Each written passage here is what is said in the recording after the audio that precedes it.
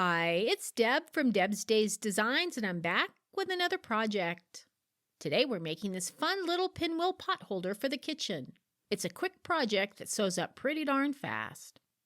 Before I get started, I publish new content frequently, so be sure to subscribe to my YouTube channel or stop by the blog at debsdays.com and check out my Etsy shop, Deb's Days Designs. That's where you'll find a digital version of this project. It has the materials list and cutting measurements, step-by-step written instructions, and color photos. You can download it at home and print out the entire pattern, or, to save paper, just read through the directions on your device. Alright, let's get this project started. Along with your regular sewing supplies for this project you'll need 2 pieces of contrasting fabrics, a backing fabric, a fabric strip for an optional hanging loop, cotton batting, and Insulbright. First, place one of the fabric squares with the right side of the fabric facing up.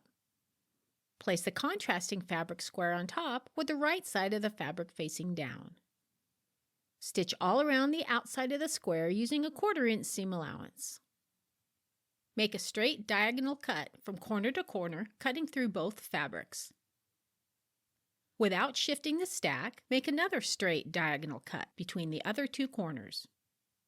Separate the pieces and open them up. Press the pieces toward the darker fabric. Trim off the excess fabric extending past the corners.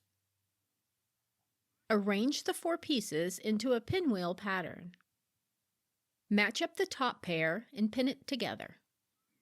Match the bottom pair and pin it together. Make sure you've matched the points and the seams. Stitch the top pair together using a 1/4 inch seam allowance. Stitch the bottom pair together using a 1/4 inch seam allowance. Open up each block.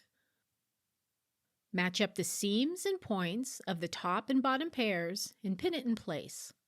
Then stitch together using a 1/4 inch seam allowance. With the sewn block still folded, remove the 3 to 4 stitches in the center of the block that are between the previous stitching and the edge of the fabric within the seam allowance. Flip the piece over and remove the same stitches on the other side. With the right side of the fabric facing down, open up the block and press the middle seams in opposite directions. The center should now lay flat and look like a tiny pinwheel. Flip the piece right side up and press well. Trim the block so it measures 8 inches by 8 inches. If you measure 4 inches from the center of the pinwheel, you'll have an 8-inch block. Place the backing fabric with the wrong side facing up and center the batting and Insulbright in the middle. Center the pinwheel block on top and baste all the layers together to limit shifting during quilting. Quilt as desired. Trim the backing fabric so it measures 1 1/4 inches away from the edge of the front fabric. To create the binding and mitered corners, fold the corner of the backing so it meets the corner of the front piece and press it. Open up the fold and cut on the crease line. Do the same for all 4 corners. Fold the cut corners over the corners of the front piece and press them.